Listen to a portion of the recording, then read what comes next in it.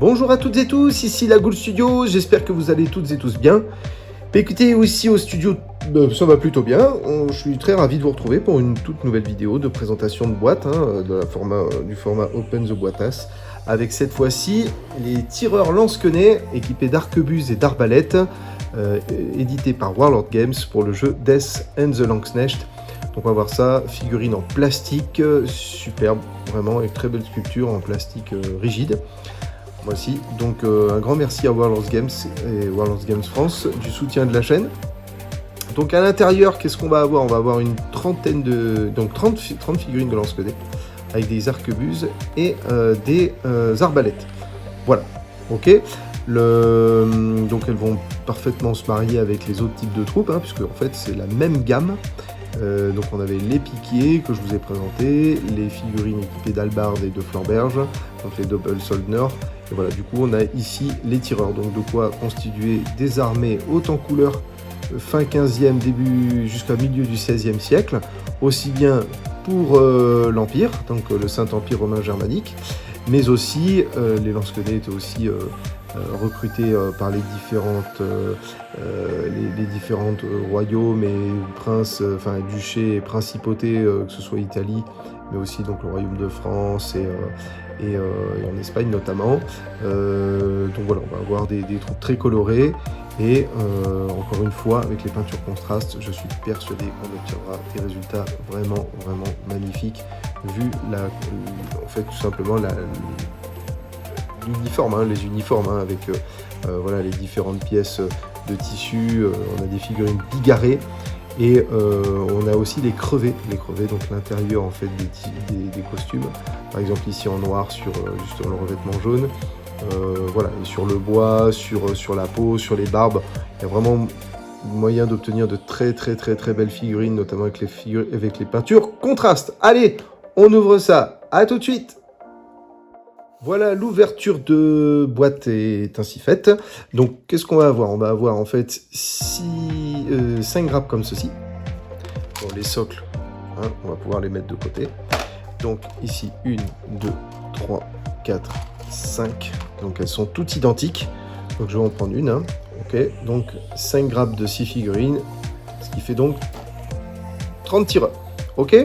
Donc le même principe que pour les piquets et les joueurs d'épée et tout ça, on va avoir 6 poses différentes par grappe, d'accord? Donc on va avoir quand même une petite variété assez sympathique au niveau des régiments, ok? Donc on peut voir que ici on a quand même une pose, on a des poses où lui il est en train de marcher, lui il est un tout petit peu plus statique, voilà, eux ils sont un peu plus avancés. Voilà, on a une variété des poses, elles ne sont pas toutes figées dans la même pose. Au niveau des visages, on va se retrouver avec des visages quand même très expressifs, avec des barbes, avec leur couvre-chef. Voilà, lui il a quand même les cheveux comme ça, donc il a les têtes nues, les grosses moustaches, grosse barbe, donc ouais, on se retrouve quand même avec 9 têtes différentes. Ok. Et donc c'est parti. Ici, on peut voir les arbalètes et les armes à feu. Ok, donc mention spéciale à la variété en fait des bras et des tissus, des crevés qu'on peut voir ici. Ça c'est vraiment sympa. On se retrouve pas avec un seul modèle. On se retrouve quand même avec voilà, une certaine variété, donc ça va être moins monotone à peindre. Ici, les différents carreaux, les carquois. Hop, ici on a les gibernes pour la poudre à canon. Voilà, bah là c'est sur les mêmes que pour les piques et les armes à deux mains. Donc ici on a les épées avec les fourreaux et puis des plumes, toujours plus de plumes histoire d'avoir des unités bien colorées et aisément reconnaissables sur le champ de bataille. Voilà, lui par exemple il est en train de mettre la poudre ou d'armer le chien. Voilà, donc de l'autre côté, bon, généralement c'est les parties un peu moins visibles. Voilà, donc on se retrouve quand même avec une nouvelle grappe plastique vraiment jolies.